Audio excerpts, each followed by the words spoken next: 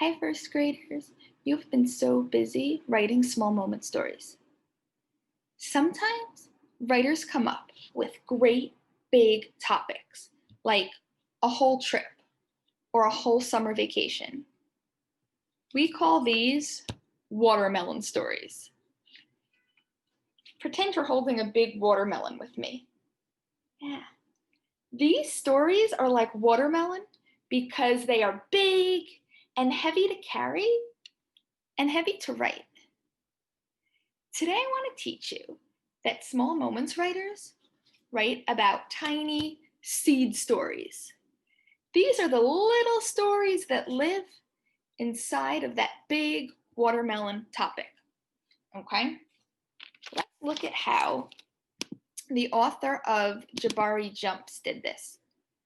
Our mentor text, Jabari Jumps by Gaia Cornwell, is a seed story. It's a seed story, right? It's about one moment or one time in Jabari's life. It's about the moment he jumped off the diving board. It's not about everything he did over the summer. It's not about how he went to the carnival, or maybe he went to the beach, or maybe he went on a roller coaster. Nope. It's about one tiny seed story when he jumped off the diving board. Let's look at some more examples. A watermelon story is a big story. It covers lots of times and lots of places. A seed story is like a small moment story. It's zoomed in with some binoculars.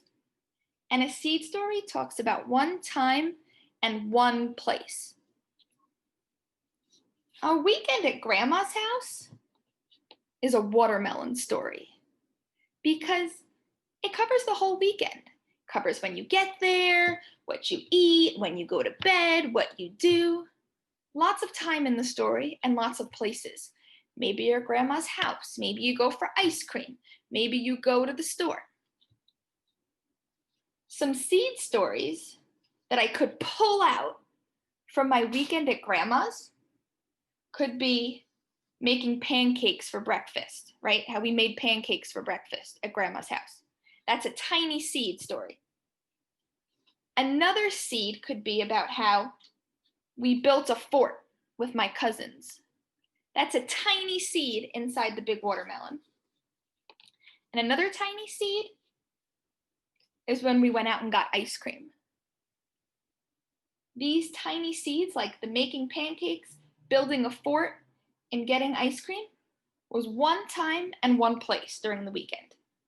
That's why they're tiny seed ideas that we pull out of that big watermelon story. Now, let's try another example.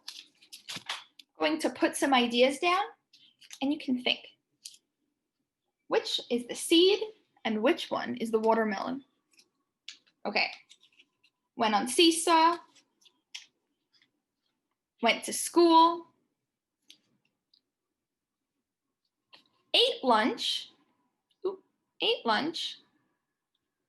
and reading workshop. Which ones of these which one is the watermelon story and which ones are the seed story? Think for a minute. Turn and talk to a thinking partner.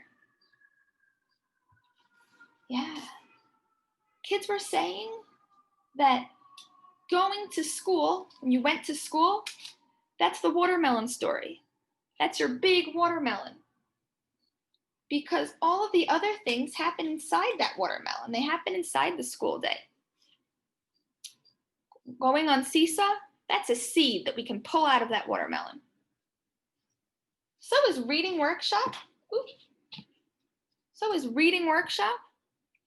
And when we ate lunch, those are tiny seeds inside the watermelon. So, first graders, as you are coming up with ideas for your stories, think to yourself, is my idea a watermelon story or is it a seed story? And if it's a watermelon, Think of what kind of seeds you could pull out to write a small moments about. Off you go.